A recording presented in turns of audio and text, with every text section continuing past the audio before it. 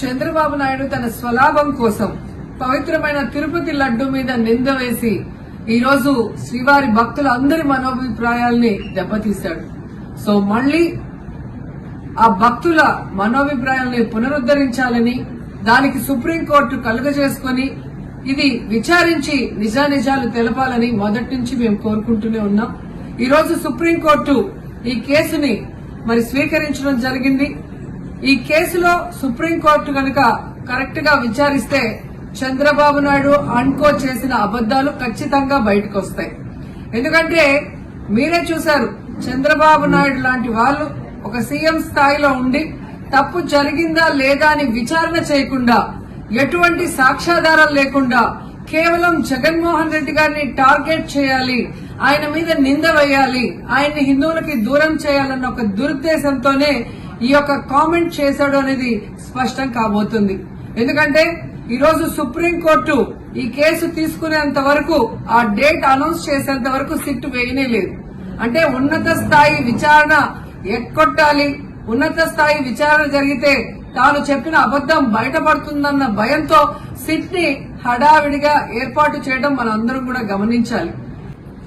మొదటి నుంచి మాకు సిట్ మీద ఎందుకు నమ్మకం లేదు అంటే, తన పరిధిలో ఉన్న సిట్ ని చంద్రబాబు నాయుడు వేస్తే ఆల్రెడీ తను ఒక జడ్జిమెంట్ ఇచ్చేశాడు కాబట్టి దానికి లోబడే అధికారులు అబద్దాలు మాట్లాడతారు, నిజాలు చెప్పరు.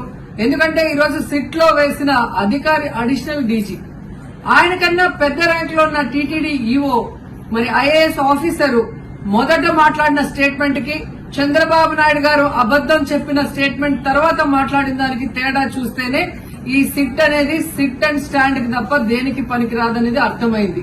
అందుకే మేము మొదటి నుంచి అడిగాము, సుప్రీంకోర్టులో విచారణ జరగాలి, సిబిఐకి డైరెక్షన్ ఇచ్చి విచారిస్తే ఖచ్చితంగా మత కల్లోలాలు సృష్టించాలనుకున్న చంద్రబాబు నాయుడు అన్కో అందరికీ కూడా బుద్ధి చెప్పే అవకాశం దొరుకుతుందని.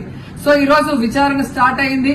దీన్ని సిబిఐకి అప్పచెప్పి సిట్టింగ్ జడ్జి పర్యవేక్షణలో విచారణ జరిగితే ఖచ్చితంగా హిందువుల మనోభిప్రాయాల్ని గౌరవించిన వాళ్ళమవుతాం, పునరుద్దరించిన వాళ్ళమవుతాం.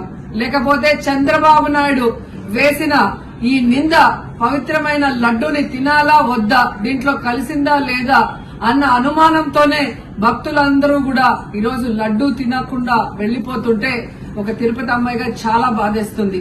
ఈ రోజే అలగర్ కోయిల్ మదురై దగ్గర దక్షిణ తిరుమల చాలా పవిత్రమైన టెంపుల్, ఇక్కడ భగవంతుడిని కోరుకున్నాను, ఖచ్చితంగా సుప్రీంకోర్టు ఇన్వాల్వ్ అయి ఈ కేసుని విచారించాలి.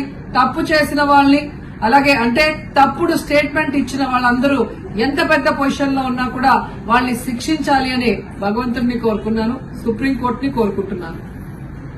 ఇప్పుడు ఆపరేషన్ లేకుండానే మోకాళ్లకు ప్లాస్మా ట్రీట్మెంట్. మీ ఆర్థోపెడిక్ సమస్యలన్నిటికీ రోబోటిక్ టెక్నాలజీ ద్వారా తక్కువ ఖర్చుతో శాశ్వత పరిష్కారం. ఫ్రీ కన్సల్టేషన్, ప్రతి ట్రీట్మెంట్ పై 20% డిస్కౌంట్. ఈ ఆఫర్ కొద్ది రోజులు మాత్రమే, త్వరపడండి.